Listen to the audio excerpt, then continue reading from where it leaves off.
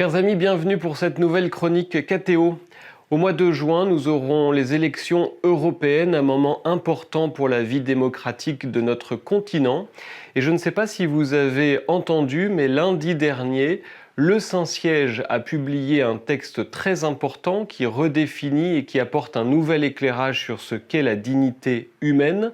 Et le même jour, 8 évêques transfrontaliers de France, de Belgique, d'Allemagne et du Luxembourg ont publié un texte en vue des élections européennes pour rappeler le fondement et le projet européen. Et dans ce texte, les évêques nous interpellent sur véritablement notre conscience européenne.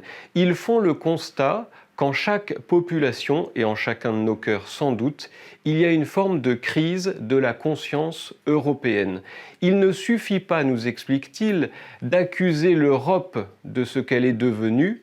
Encore faut-il que nous-mêmes, nous ne soyons pas traversés par des élans individualistes qui nous font refuser le bien commun et l'acceptation de la diversité qui est l'un des fondements de l'unité européenne.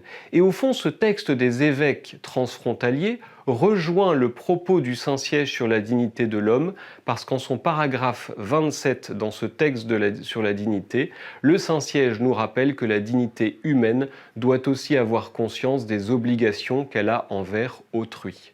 Chers amis, au cœur des élections européennes, est-ce que nous avons conscience des obligations que crée le projet européen, mais que crée surtout notre dignité d'homme et de femme pour les obligations envers autrui?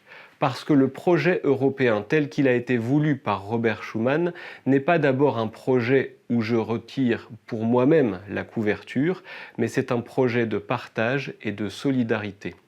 Au fond, ce texte des évêques vient éclairer notre conscience et notre intelligence pour poser un choix extrêmement clair au cœur de ces élections européennes. Et loin des esprits chagrins qui accusent régulièrement Schuman d'avoir été à la botte des États-Unis, eh bien les évêques nous rappellent ce projet de paix et de solidarité. C'est pour ça que ce document a été signé et publié à la maison de Robert Schuman, à Metz, près de Sichazel. Chers amis, Robert Schuman avait développé dans sa vie les 4 vertus cardinales de justice, de prudence, de force et de tempérance.